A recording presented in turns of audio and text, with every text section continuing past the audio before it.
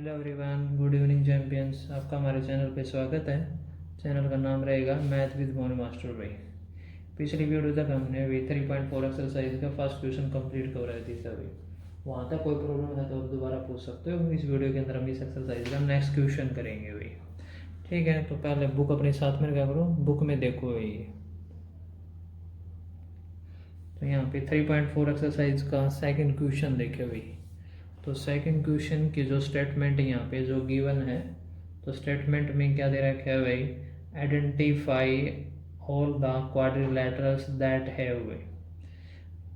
ठीक है, आइडेंटिफाई करना भाई ऑल क्वाड्रिलैटरल्स के अंदर, किसी क्वाड्रिलैटरल के अंदर क्या क्या मतलब भाई। पार्ट 1 में 4 साइड ऑफ इक्वल लेंथ भाई, वे सभी क्वाड्रिलैटरल बताने यहाँ पे जिसकी 4 साइड इक्वल लेंथ की होगी भाई। बी पार्ट में 4 राइट एंगल्स, वे सभी क्वाड्रिलैटरल बताने जिसके 4 राइट एंगल्स होंगे। ठीक है, तो ये इसका ये और बी पार्ट है भाई। ठीक है, बोर्ड पे फोकस करें भी। तो स्टेटमेंट मैंने आपको पढ़ा दी है भाई, नोट कर रखा है भाई। Identify all the quadrilaterals that have 4 sides of a equal length भाई। ठीक है, तो 4 sides of a equal length. B part में दे रखा है 4 राइट एंगल्स भाई। तो यहाँ पे क्या दे रखे हैं, 4 राइट एंगल्स।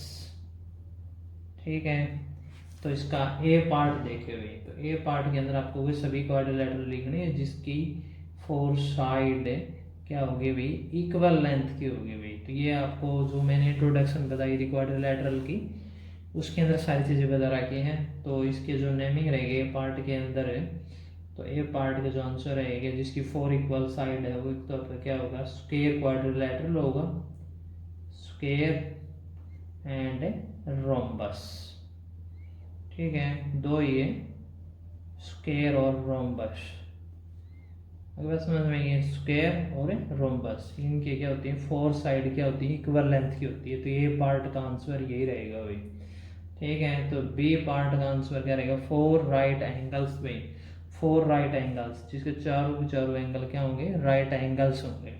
तो वो किसके होंगे, स्क्वायर के भी सभी एंगल्स क्या होते हैं, राइट एंगल ही होते हुए। ठीक है, तो स्क्वायर दोनों में आएगा, स्क्वायर हो जाएगा और नेक्स्ट हो जाएगा रेक्टेंगल में। रेक्टेंगल का भी सभी एंगल क्या होते हैं, 90 डिग्री के ही होते हैं। राइट एंगल का मतलब क्या होता है, 90 डिग्री। यानी कि ए पार्ट के जो आंसर रहेंगे स्क्वायर एंड रोम्बस, फिर स्क्वायर की भी सभी साइड इक्वल होती है, रोम्बस की भी।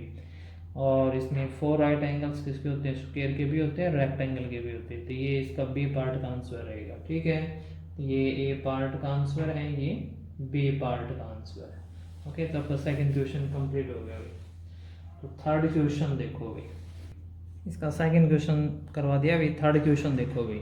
थर्ड क्वेश्चन में क्या करना है भाई, explain how a square is भाई। एक्सप्लेन हाउ ए स्क्वायर, फिर इसके 4 पार्ट दे रखे भाई।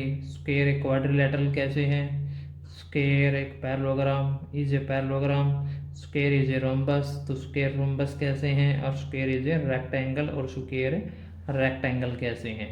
तो मैंने स्क्वायर की प्रॉपर्टी पढ़ा था। स्क्वायर के अंदर क्या सभी प्रॉपर्टी होती है, square has all property of parallelogram, rhombus and rectangle, तीनों की प्रॉपर्टी होती है। कैसे स्क्वायर एक पैरेललोग्राम है, रोम्बस है, रेक्टेंगल, ये चीज़ें यहाँ पे एक्सप्लेन करना है भाई।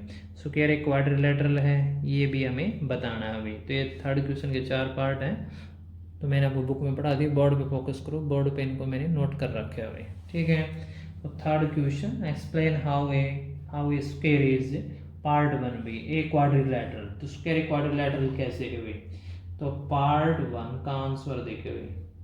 ठीक है, तो लिखेंगे a square is a quadrilateral. A square is a quadrilateral because या since वर्ड भी because यूज कर सकते हैं, since it has 4 sides में, it has 4 sides। इसके अंदर कितनी साइड होती है, स्क्वायर के अंदर 4 साइड होती है, और क्वाड्रिलैटरल के अंदर भी 4 साइड होती है भाई। ये स्क्वायर क्वाड्रिलैटरल इसलिए क्योंकि इसके अंदर क्या है, 4 साइड है, क्योंकि क्वाड्रिलैटरल के अंदर भी 4 साइड होती हैं और स्क्वायर की 4 साइड होती है। इसका आंसर यही रहेगा। सेकंड पार्ट का आंसर देखे भाई। तो सेकंड पार्ट का आंसर क्या रहेगा, स्क्वायर। ठीक है, तो पहले यहाँ पे लिखेंगे a square is a parallelogram, a square is a parallelogram since, parallelogram कब रहेगा अभी, सिंस इट यहाँ पे हम स्क्वायर के लिए ले रहे हैं। ठीक है, तो since it has opposite side. ठीक है, यहाँ पर लेंगे opposite sides, opposite sides equal and parallel. Okay,